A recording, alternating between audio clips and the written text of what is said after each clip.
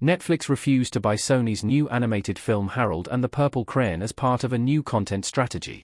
Based on the children's book of the same name and directed by Carla Saldana, the movie stars Zachary Levi as the titular character, who lives in an animated world where he can create anything by simply drawing it. His adventure begins when he enters the real world and discovers there's a lot he doesn't know. Ahead of its release, Harold and the Purple Crayon prompted baffled reactions online, particularly because Levi's character is typically depicted as a child. According to Bloomberg, prior to Sony's planned release of Harold and the Purple Crayon on August 2, studio executives inquired about Netflix's interest in acquiring the film for its streaming platform in fear that it'd fall short with the competition from Inside Out 2 and Despicable Me 4, which both had the same release window. It said Sony liked the film just fine, though. Netflix, which has been aggressive in acquiring films no longer slated for theatrical release in recent years, wasn't interested in buying Harold and the Purple Crayon.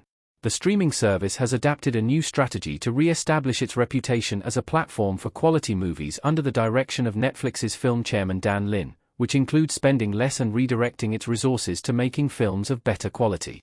What this means for Netflix and Harold and the Purple Crayon. Netflix is changing, and Harold missed an opportunity. With the new strategy, Netflix hopes to change public reception of direct-to-stream movies and their supposed inability to make good movies. Due to the change of moviegoers' habits from going to theaters to watching at home, the studio believes that the future lies with streaming movies. Through the new strategy, they hope to make the same impact with streamed movies that theatrical films would make. This change means that Levi's Harold and the Purple Crayon won't be the only one Netflix rejects. At the same time, Netflix will switch from acquiring films from other studios to making stronger original films. The change directly affected the public's access to Harold and the Purple Crayon, which went to theaters and thus didn't reach a wide audience, only making a meager $30.7 million worldwide. Currently, the film can be streamed on Prime Video, Apple TV Plus and Vudu, and it is expected to eventually reach Netflix due to Sony's existing deal with the streamer. However, there's no telling how the movie would have performed if it went to streaming directly. It might have found an audience with homebound families looking for late summer entertainment. Our take on Netflix's new strategy. It has both pros and cons.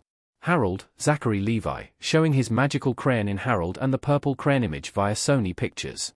Netflix's strategy is prioritizing quality over quantity, which means that there will be fewer films coming out onto the platform and only a selective number of projects will see the light of day.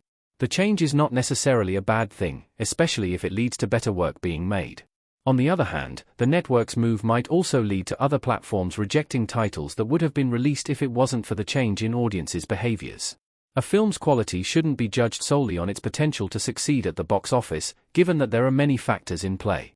While Harold and the Purple Crayon was a flop at the box office and Netflix's move would help build a better platform, it could also result in the purge of many brilliant projects.